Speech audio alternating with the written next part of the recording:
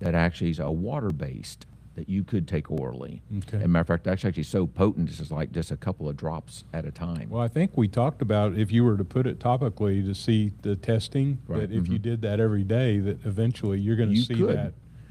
that. Yes, Is you that could a way to absorb it. monitor and say, Monitor hey, and do the my same thing. iodine's back up to normal, and Yes. you put it on every day? We're live. Okay, we're live. We're going. Okay. Hey, here we go. Well, Ryan, I'm glad you didn't have the cameras turned on yourself when I got out of the chamber and you were back from your Florida trip. Been gone almost 2 weeks. But I'm glad we didn't catch me giving him a hug and a kiss. He was missed for those 2 weeks. So welcome back. Glad you're here. So, Keith, we got halfway through last week. This is Keith with PrevailOverCancer.com. I'm Paul with Hyperbaric.plus. And we're at 122nd in May, where we have our chamber. And so Keith and I got into the thyroid last week. I got a lot of clients. Every time they start talking about thyroid, it gets complicated. Yes, it is. And I wanted to see if we couldn't figure out a way to make it more understanding. And so we had a great conversation, and Keith was running through it last week. And I said, let's just put the brakes on. Let's ask people to send their questions in. And so they did. And Ryan wasn't here to capture the questions. So whatever questions you all sent last week, poof, went into space. Yeah, and if you got questions, let's kind of, if you would, send those questions again, because just in here, we had a lot of questions with our community in here at the round table. So all that being said, do you have a little disclaimer for us as we get started? Yes, we do. So we're going to be talking about health topics today. We are not a medical doctor, and we're not your medical doctor. And so this is an education program. Our goal is to help teach you things that we've learned and share that information and what to ask your doctor for, definitely. So always check with your healthcare team, your practitioners, your doctors, before you make changes in your health program. So hopefully you will learn some things today, about that. Supplements, we're going to talk about supplements, quite a bit about supplements. And so supplements are not intended to be used to treat or diagnose or cure any disease officially by the federal government statements. And, once again, check with your doctor. Yep. But Keith is a clinical nutritionist and a retired pharmacist, Yes, so right. he's very well educated. He sees a lot of my clients here, and he's a wealth of knowledge and for very reasonable. It's not like going to a functional medicine doctor who charges you pretty good. And Keith does a lot of his work remote. Virtually all of it is virtual medicine. And just send your labs. Send your labs, and if you'll provide that same information that your doctor is probably acquiring, but maybe not trained in the nutrition component, is what I see happening. Keith can guide you along, and he's helping a lot of my customers, and we just have a blast doing this podcast. Right. So yeah, the doctor's going to do the lab tests to evaluate your thyroid levels. And utilize your insurance. Definitely. Yeah, I mean, utilize your We need insurance that. at the highest level that you can. But I want to share today the things that you can ask your doctor for. Yep. Because your insurance will pay for more than just a TSH test. TSH is almost a screening test in a way. It's just one part of half a dozen things that we can measure. And if it's high, that's an inverse number. If it's high, that means you have low thyroid. If it's low, that means you're hyperthyroid or too much. You can get too much too. And so I'm going to share that information about that. So we'll probably just start off with that. Knock yourself out. Okay. And so the TSH, thyroid stimulating hormone, actually originates here between underneath the brain, between the eyes, and actually TSH, thyroid stimulating hormone, it's telling the thyroid to make more T4. And so the more of the TSH is there means that the body senses that you're low in thyroid and that you need more. So a higher number means you're lower. And if there's not much coming from here, then typically your body thinks that you have plenty or too much thyroid, which can happen too. And so TSH is what most doctors are trained to do. It's inexpensive. Insurance pays for it.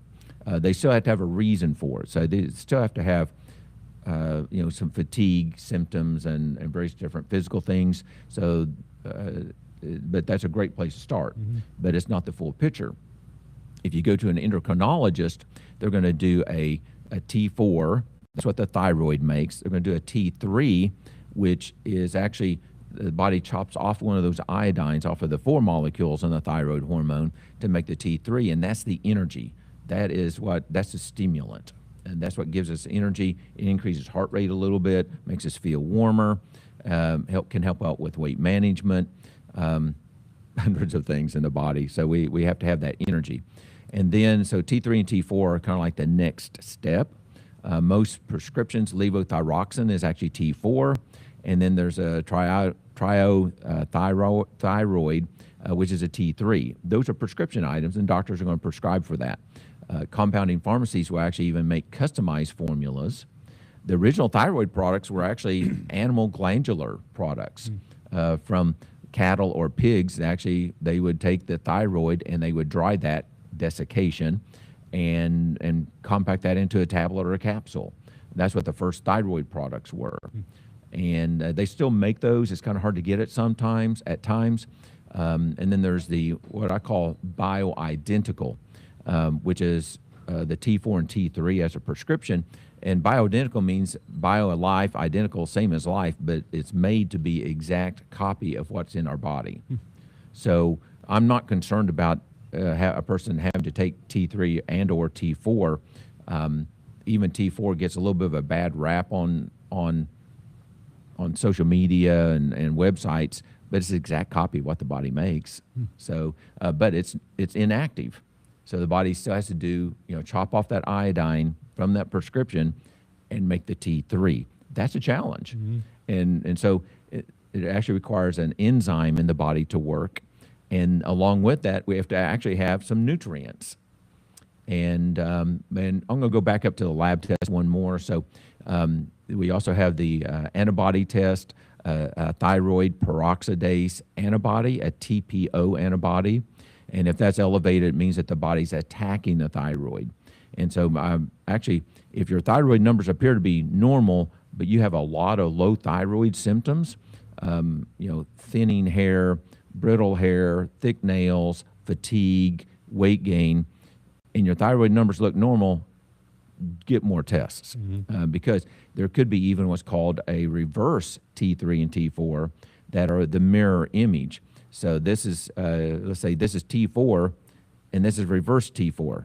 They look the same, but they both won't go into that glove. It just won't work. So we need to know that. And if the reverse is high, then that's actually some stress issues. And so then we have to go back and help the adrenal glands function right, get to the source of the problem of those stressful things, and to help the body to go back into a normal state. So nutrient deficiencies that can affect this T4, T3. T4 has to be made into T3. The body, to even make T4, requires actually these same type of nutrients. And so this handout is available on my website on the learning page. It's at hyperbaric.plus. You can download this from a computer system or onto your phone even, and download that. And so you can actually have this, because I'm just going to kind of go through it fairly quickly. And this is a repeat from last week. So those of you that were here last week, I'm going to go a little bit different pattern, but still go through this information, but not spend as much time on some things. But nutrient deficiencies can create a low thyroid issue. And so iodine, which we've talked about, is critical. There's 4 molecules of iodine on T4, and if there's not enough iodine, the body just can't make it. So therefore, we're going to be low thyroid. And iodine sources, include kelp and seaweed and minerals. So I remember that now, but I forgot that we actually have a mine here in Oklahoma that has iodine. So iodine's in the dirt, but in some areas there's not as much iodine. So matter of fact, in the central part of the United States, it's actually, the ground itself, there may be veins in certain areas with iodine, but the ground itself is actually almost no iodine. And so that's why, one reason why people in the central part of the United States, the plains areas, have a tendency, historically, in the past, to have a weight issue and even a larger neck. As the thyroid's trying to work and it works hard, the neck will become more swollen. So a large neck can be one of those signs of a low thyroid. Well, they found that people living on the coastal areas, in the United States had less problems with low thyroid because they were eating ocean fish. Well, the ocean is a source for all these minerals that we're going to be talking about in the fish, but also especially kelp and seaweed. So the Asian, Pacific Rim, Asia area, the people that live on that area that eat the kelp as part of their diet, their greens, actually consume anywhere from 12 to 25 milligrams, and that's a lot, actually, milligrams of iodine a day. Wow. And so, matter of fact, and so for my clients with cancer, that's my specialty. Iodine deficiency is a risk factor for several cancers. And because iodine helps cells to be normal. If cells aren't normal, they're dysfunctional, and they can, one or two of those can become more cancerous, and then they pass that on. So one of the iodine tests you talked to us about that I do all the time at my house, and I just validated one of those items, is I put it on the inside of my arm and I watch for how long it's going to be there. I want it to be there at least 12 hours. At least 12 hours, And right. the closer I get to 24, the better. But you don't want to. So anyway, in doing that, just doing that daily, I should see that time frame, that window of time increase as I'm doing it. That is just making right. a patch on my arm is going to improve my iodine levels. Correct. And I want to get that to where maybe I can still see it at 18, 24 hours, and then I find a maintenance. Or I could take it if I didn't want to do that and look like I have iodine on me all the time. Well, and so, you could also actually, and historically, people used to actually paint their soles of their feet. Okay. Okay. Every night before they went to bed, they'd paint the iodine because it would stain onto the soles of their feet, so it wouldn't be evident to other people.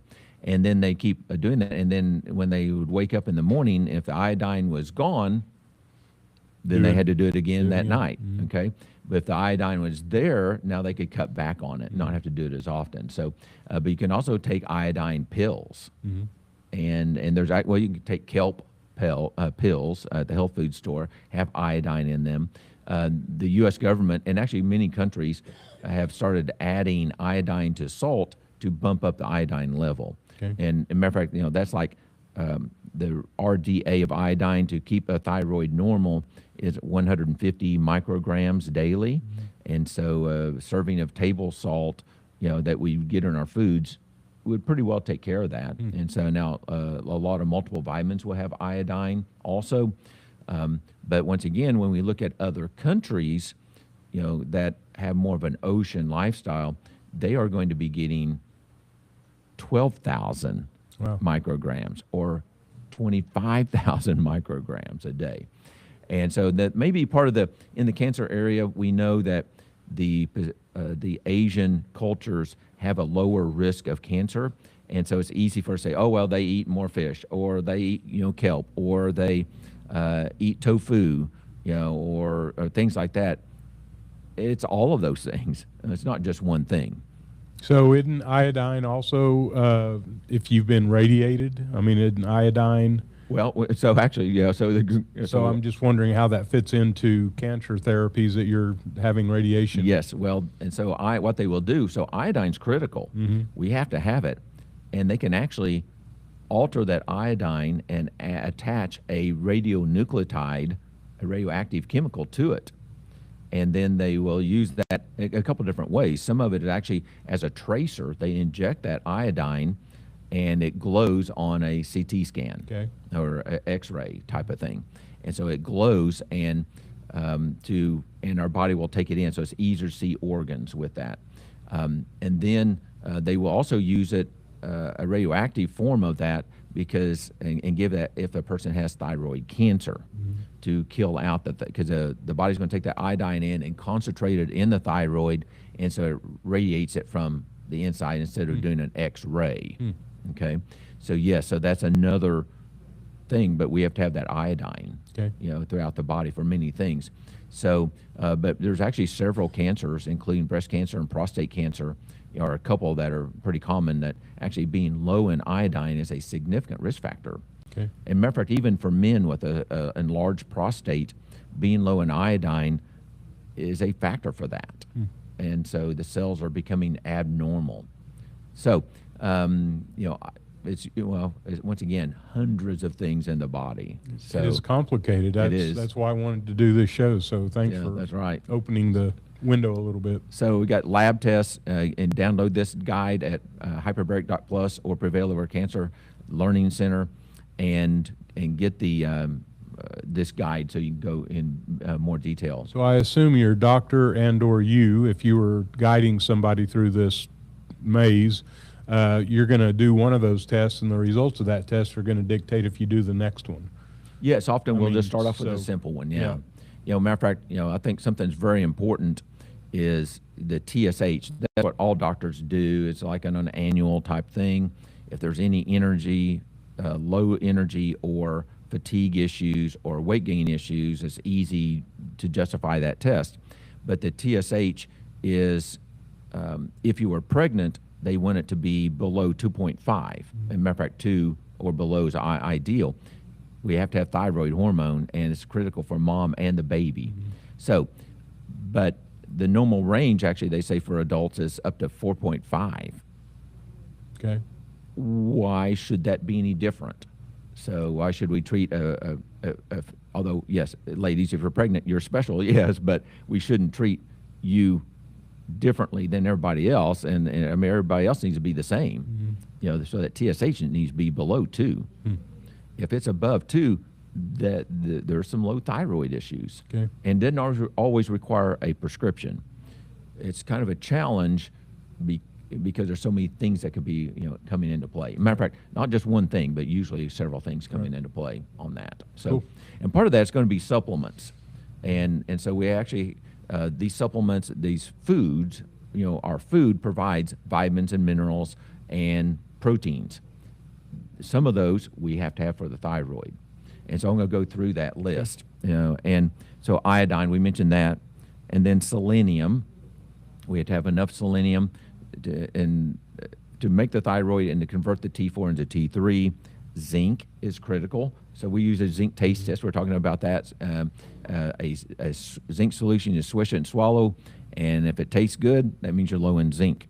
So that's a common nutrient deficiency. I just had another person yesterday that their zinc was lower than their copper. So they don't have the right combination of things. So they're going to increase their zinc. Iron is critical. Matter of fact, ferritin itself is a chemical that's required to convert T4 to T3. So when a person's presenting with hair loss, I'm wondering about their thyroid and about their ferritin, iron storage number. So it's not always low thyroid. It could be just low ferritin. And matter of fact, actually low ferritin, matter of fact, I see this all the time. This range goes for ferritin and B12. Ferritin is like 10 to 150 is the normal range. But anything below 50 is a risk factor for restless leg syndrome and muscle cramps and twitches and things like that. So even low normal is not great. B12, I had another client yesterday, their B12 was 312. Well, it's in the normal range, barely, but that's a sign he's not absorbing his B12, because ideally, we want it to be 800. So optimal levels are important on all these nutrients. But magnesium, vitamin D3, myo-inositol, vitamin A, and vitamin B12.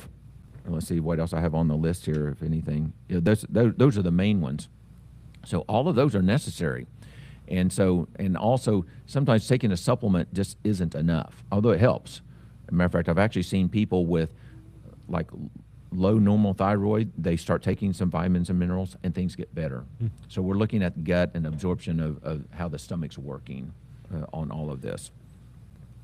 Okay, and then autoimmune thyroid like Hashimoto's or Graves', we're looking at those very same nutrients. And often by supplementing those at higher than normal levels, we see the Hashimoto's. Matter of fact, if we can address the gut issue, matter of fact, there may even be a a gluten sensitivity, digestive issue that's creating malabsorption. But correcting the gut issues and correcting supplements, I expect to see people get normal, with Hashimoto's. Let's see, we already covered the blood tests. And, and there's also some other ones that are a little bit different. And going into looking at more like cancer areas and autoimmune type things, there's also what's called thyroid globulin, or TG antibodies, calcitonin, and then CEA. That's a general cancer marker. Matter of fact, that marker only goes high if there's a lot of cancer. So you could have a little bit of cancer, so a series of tests on the CEA, as a marker for that. So those are some other blood tests that, once again, if things just don't seem to be right, or if there's nodules or cysts, in the thyroid, that's not an ideal situation. We got to figure out why. And so sometimes actually the thyroid will become enlarged because it's trying to work. It's exercising, it's doing its thing, but it just can't make it. So we got, once again, go back to those basic nutrients.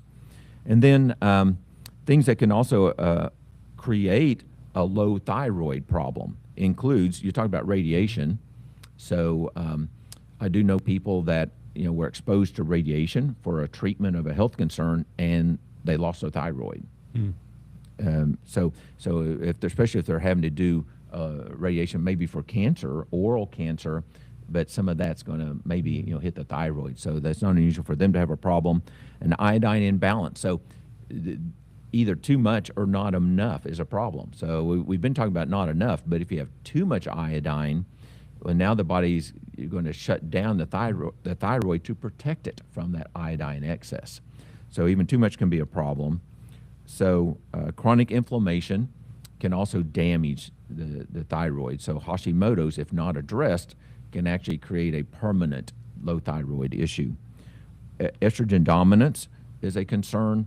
So the thyroid does have estrogen receptors, and if we don't have enough or too much, that creates more hormone imbalances, and that affects the thyroid.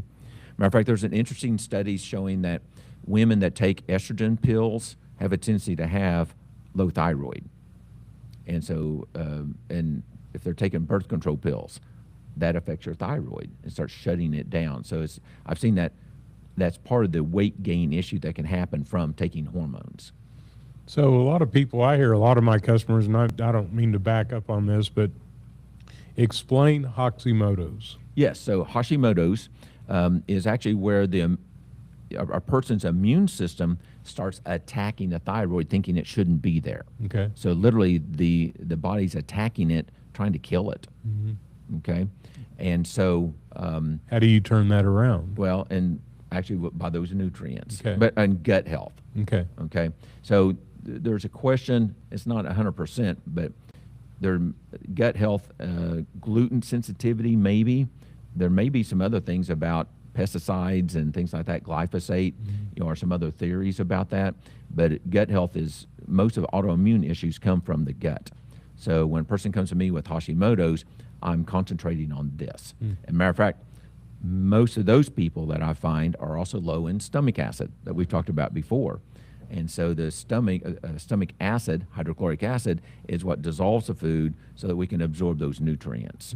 If we don't have enough stomach acid, now we're going to have more food sensitivities. Maybe that's a cause of the wheat sensitivity that might be related to that. But Hashimoto's is an immune system attacking the thyroid, and actually creates typically a low thyroid state.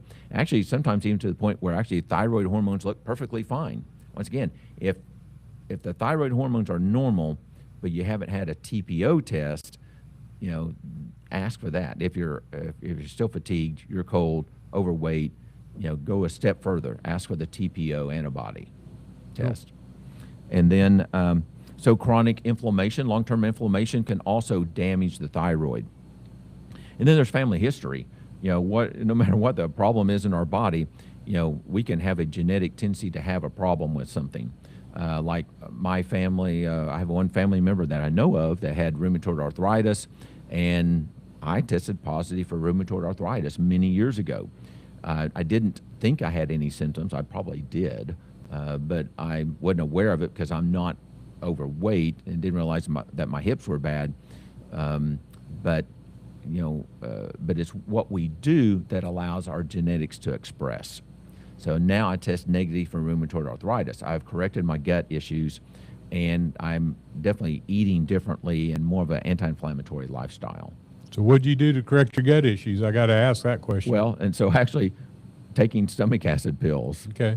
is actually the most important thing. And then I don't eat much. Well, actually, I started feeling better, whole body, when I stopped eating dairy and wheat. Mm-hmm. And so that was an old book called Eat Right for Your Blood Type, by Dr. Diadamo. So he's not a medical doctor, but a PhD, I believe. So he had this theory about certain blood types. And so that was like 25, 30 years ago. And I made that change. I stopped eating dairy and wheat. Oh, man. I started feeling a lot better. Mm-hmm. And I still had some problems, but I started feeling better. And then I realized that I was low in stomach acid. And so I've been taking betaine HCl capsules for 30 years. And that's one that you take it, and then if you don't have a response, you take more. Take more of it, and and then keep increasing how many till you till it starts becoming a discomfort or hurts your stomach. Then you cut back a little bit. Dr. Jonathan Wright, MD, he's got a book that's called Why Stomach Acid is Good for You, and that's a very important concept. Yeah. So a lot of people that have acid reflux think they got too much stomach acid, and Right. indeed they don't have enough. Usually they don't have enough. And so, matter of fact, the lower esophageal sphincter and the upper part of the stomach, the cardia, actually closes when there's enough stomach acid. And so if there's not enough stomach acid, it thinks you're eating, so it opens everything up to allow food to go down. So once you have enough stomach acid, then it closes up. So if you're one of those that eats Tums all day long, Yeah.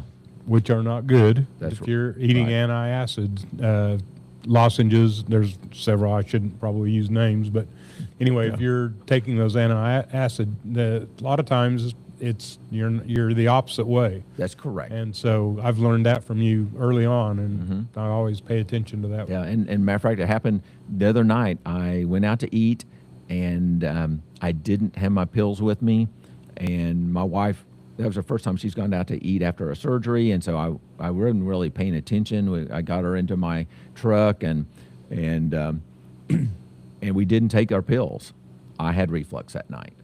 And so, matter of fact, we have to be careful about that. But I actually, when I went to bed, I woke up with some indigestion, heartburn, and actually I took my stomach acid pills then, and with some water, and then I went to the recliner, and I could literally feel that food moving around in my stomach below my ribs, and I could feel it emptying out.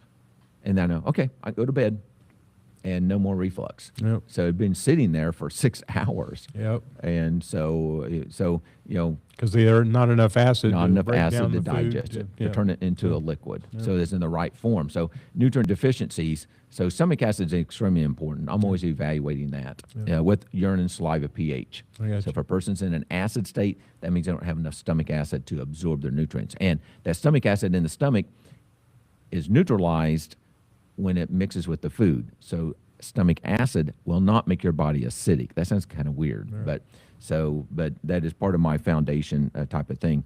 So so to reduce the risk of actually thyroid cancer, one of my specialties, but is protect from radiation, have a healthy weight, treat the Hashimoto's, because if the body's attacking the thyroid all the time, it may turn into, I've seen it, turn into thyroid cancer. So reduce estrogen dominance. That means too much estrogen, and our body makes those hormones and estrogens.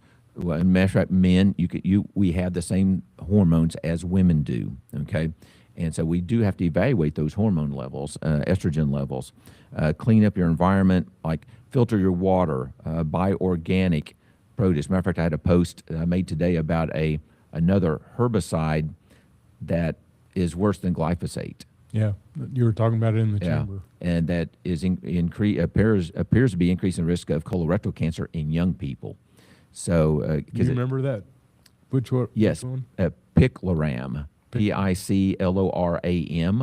Actually, it shows up on the studies that they're looking at about what people are eating, and their age, and they focus it. But those crops that were treated with a picloram seem to be a greater problem than glyphosate. So those two herbicides are actually more dangerous for colorectal cancer than all the others that are out there.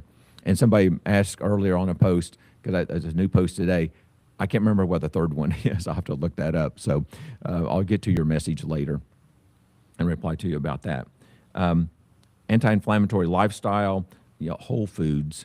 Read your labels. Eating this stuff that's got more than 3 ingredients, I'm suspect. I'm trying to think, this food may not be good. And people are always asking me for recipes. I don't really have great recipes. I have some. I've made some things, where we do put several things together, but my dinner tonight could be a steak and asparagus and zucchini. Okay, nothing fancy. That's what I do. I'll put green beans on top of a hamburger patty Yeah. and call it good. Exactly. And I'll eat an avocado with it. I love avocado with meat. But why does it have to be complicated? It doesn't. That's what It doesn't. That's right. And it's very nourishing. I put a lot of spice on my food, so I make it exciting. Yeah, we can definitely Yeah, add spices. We don't have to buy the food with the spices already added. Yeah, because you don't know what that's they where are. we're running into Yeah, problems. With that. So, kind of a simple anti-inflammatory, a simple whole food diet, and if at all possible, you do want to be doing organic if possible.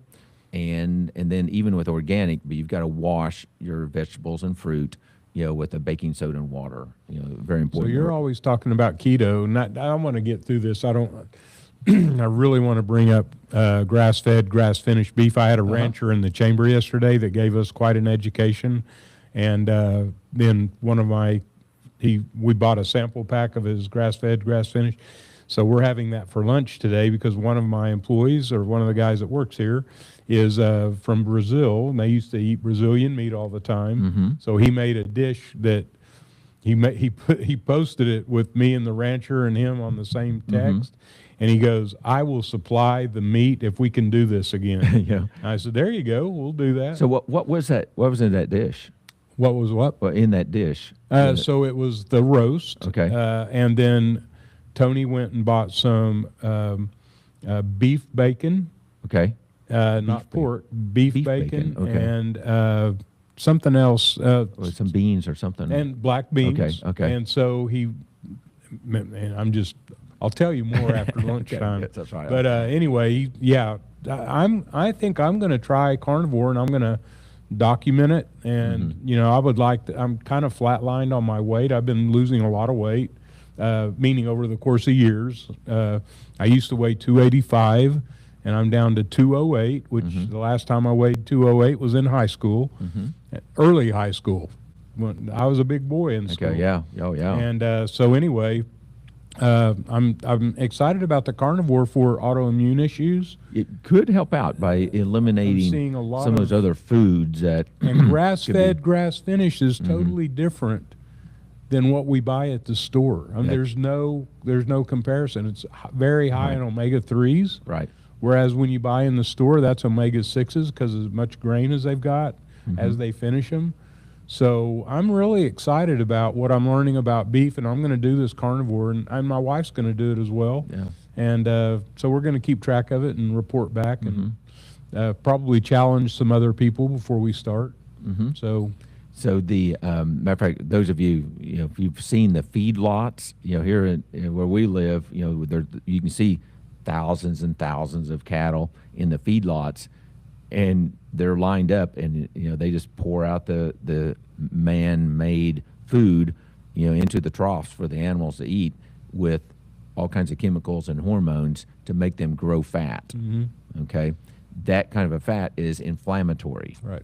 And that creates a problem, not counting all the chemicals that are in that. So one of my other clients raises Wagyu Angus, okay, and he still finishes them on his property. He finishes them with grain, so he does it the right way. But when you're buying grass-fed, grass-finished beef, the fat is yellow. So if ever somebody's trying to sell you grass-fed, grass-finished, look at the fat. The fat is yellow. Instead of white. Instead of white. Okay. And so now I've got these two ranchers talking, and we're going to see if we can't get the Wagyu at the same level as he's doing his Angus. So I'm challenging these two ranchers. And I said, I got clients that'll buy it. The reason he does that, he wants to fatten them up at the end. And I'm like, why not make more money on a better cut of meat than to fatten them up and create extra income just because they're fatter with worse meat? Well, but see, public is driving that demand. I know. You know, and so that's the problem. You know, and so they like that fat and that tenderness with that moisture, you know, with that. So it's an education. Matter of fact, you know, what we do as a society drives things. So like this herbicide and pesticide issue that we have in our foods, that's why we need to make a change, because the companies are doing it because it's a financial decision. They're doing it because it's less expensive to do, yes, but you know, we're starting to learn now there's some regenerative, is that the proper word for it? Regenerative farming techniques, you know, that they can grow things in a healthier way at a reduced cost. It takes a little bit of time for the farms to switch to that. But we've got to support that, but we have to know.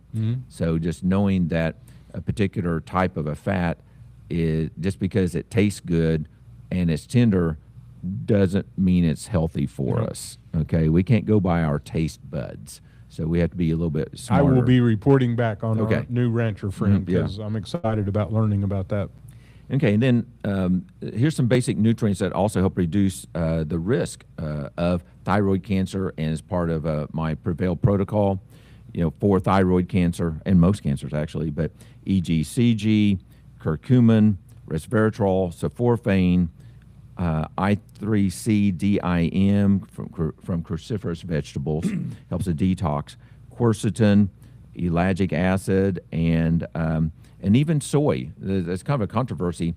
The biggest concern is that soy does have kind of a plant estrogen effect. It does attach to estrogen receptors, but at normal amounts, it's not a problem, except for the way it's grown. That's a problem because of all the chemicals used, because they use a ton of chemicals on that. So, but I will eat occasional soy, but you know, high amounts of soy or soy extracts, you know, that's where we really get into research showing a potential issue for cancer, potential benefit for cancer.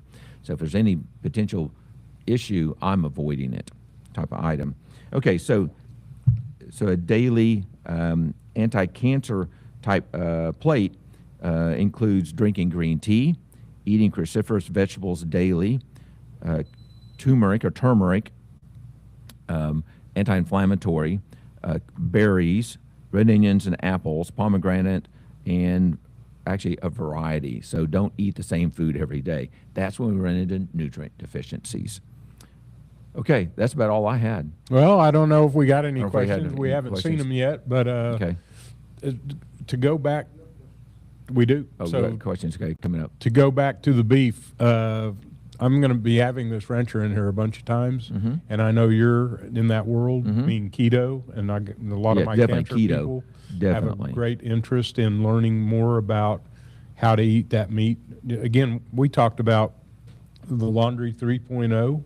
Did we ever talk about that?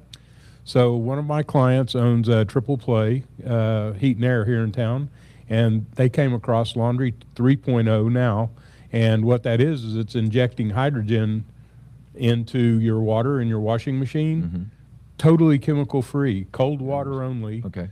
No laundry soaps, no bleach, no fabric softeners, no nothing. All you do is set it and forget it. You turn on the washer, and Ryan, come over here. Yeah. So here is Ryan.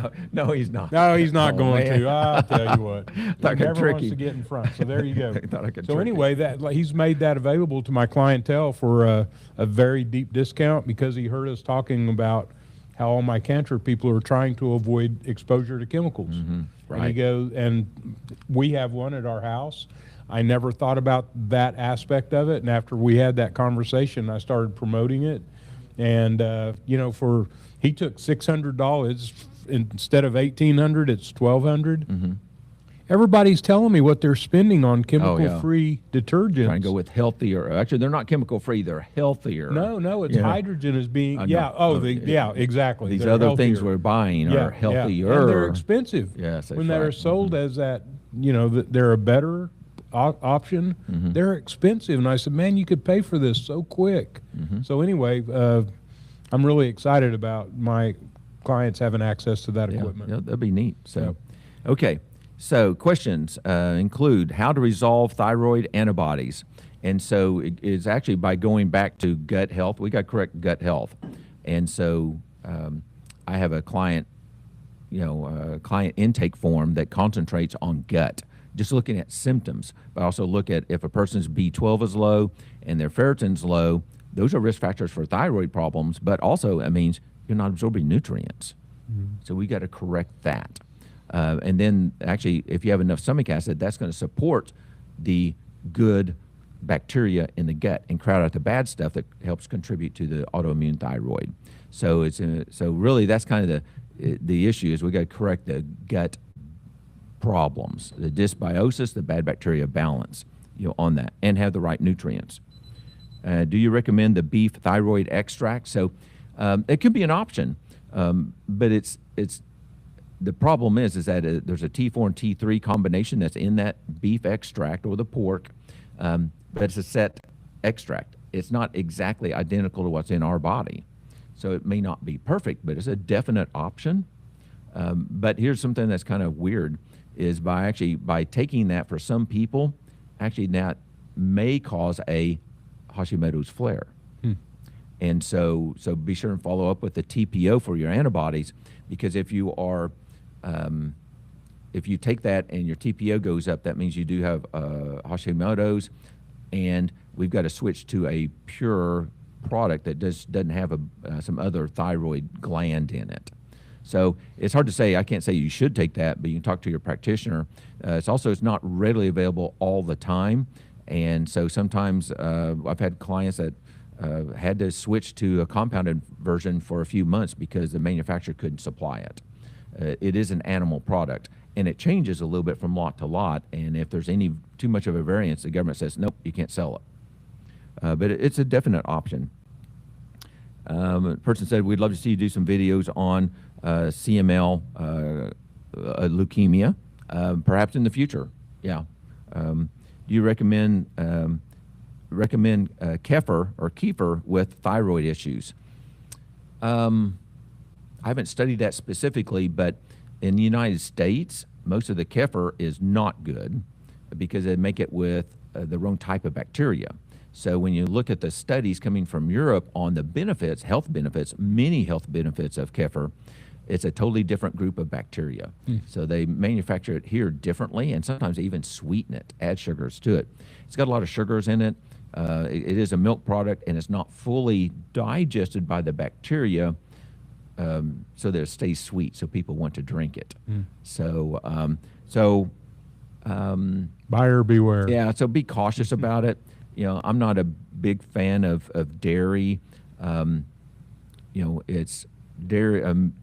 Milk is a product for a baby cow to grow on, and it has a lot of growth factors in it. And so the more fermented the product, the better. So I would prefer to actually go with a yogurt or cottage cheese, and because then there's actually not many carbs in it. So most of the kefirs I'm just not a fan of. And my people around here that are on yogurt are doing it with coconut milk, and they pasteurize the coconut milk in lieu of using the half and half. Okay. Yep. So yes, so it doesn't always have to be dairy. So there's a way to still That's get right. that good bacteria without the dairy. Yes. And thank you very much, Keith, for all the information you provided. Very interesting, very important, good. Thank you. My pleasure. I'm glad to be able to do this. Interesting about acid reflux and stomach acid. How do you measure stomach acid levels to improve digestion? Well, there's not a great way to measure it. And actually, I have had a few clients that we did have it measured. And actually, the problem is that it changes throughout the day. And so, but one person, she actually did swallow a monitor and a capsule that goes down into the stomach on a string, measures the acid, and they bring it back out.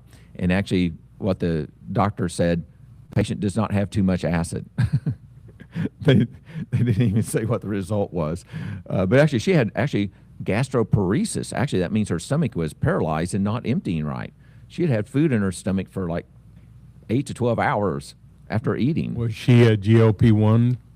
Oh, actually, this is client? before that. Oh, it Yeah, was? this is years ago. Okay. Yeah, years before that. And so, I mean, that's the biggest fear with GLP products. So I correct. was Yeah, it could kinda slow curious. down the digestive process. And so,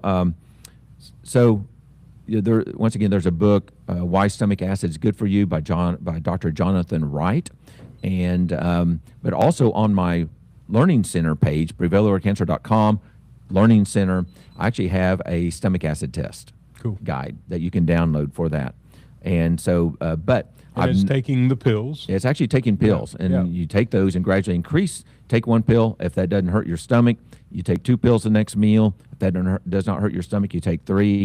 Keep going, increase that. I typically stop at 4 or 5, but I've had people actually take up to 20, and actually this young lady had the best day of her life. Does it pretty much stay there when you find out what that level Yeah. is? Does it stay at that? So it's 4 times, 4 Yeah, pills every meal? if you start having pain at 5 capsules, that means you need to be taking 4 at a meal, and rarely do I find a person. Some people can decrease that. Okay. Yes. Well, you'll know if you have a sore belly. Yeah, exactly. Yeah. You'll have an idea about that. But also, women would be careful. There can be. I have some people that have reflux problems due to literally some acid coming up and damaging the LES, lower esophageal sphincter, and so now that's scarred and open, and it's just going to come up. So you have to be careful, be wise, work with a practitioner to evaluate that, and or get scopes, look, see what's going on too while you're doing that process, before and after, and things like that. So if you're taking liquid fenbendazole, would you mix with olive oil or DMSO for better absorption? So I usually recommend olive oil because olive oil, a good EVOO, olive oil has also some anti-cancer type actions. DMSO is more of a processed chemical, and it can be a little bit irritating and drying to tissues. And so I don't have enough experience to do it orally or recommend that everybody take it orally. I'm trying to go a little bit more natural and not quite so processed. But I know people that will definitely put DMSO, on their skin with different type of items in it, and it's extremely drying, by doing that. So, and there's not enough information about long-term use, about swallowing that. So I'm a little bit more cautious about that. Say again the name of the stomach acid pill, and so I'm pleased to do that. But it's called betaine HCl. betaine, which actually is a chemical we have to have, but they attach the betaine to the HCl, hydrochloric acid, so that it exists in a capsule or a tablet form. And then it goes into the stomach, the betaine pops off, once again we have to have that, and then releases the hydrochloric acid, which is that's exactly the same as what our stomach makes. It's hydrochloric acid. That and pepsin or pepsinogen, and that's actually my favorite combination, betaine HCl with pepsin, and because that's actually an exact copy of what our stomach makes to help us digest proteins and vitamins and minerals and turn our food into a liquid. Cool. Well, we are pushed right up to the hour. Perfect So timing. that went real well. Keith, always a pleasure having you here. Always a learning experience. I got all of these that I'm keeping in a file that I keep in a notebook. And I can't believe how many times I go back and reference it when I'm talking to a new client. So we've come up with another little intake form that we're trying to do measurable results. And a lot of the things we talk about are how do we move the numbers, Right. and how do we keep track of it. And here in the very near future, we're going to talk about how our clients can get a spreadsheet or get a Yes, that's right. timeline. And Yes. let's see, I want to see that I'm moving the numbers. How am I moving them? What's affecting them? And all that is writing notes down. That's right. And now you got something to review and make additional changes. That's right. Yeah. That's all you do. Why Yeah. can't I do that a little bit on my own so I don't beat you up all the time? Right. So anyway, so this is Keith with PrevailOverCancer.com. Great guy, great provider. If you don't have somebody that's following your nutrition, this is the guy, and it can all be done with digital technology today. Yeah, sure. So remote. And I'm Paul with Hyperbaric.plus. We're at 122nd in May in Oklahoma City. Love for you to come take a ride with us. That's the bus. Some people call it a submarine. But anyway, Ryan, glad to have you back. I'm glad you're here. And I think we will see everybody next week, same time, same place. Sounds good. Thank you all.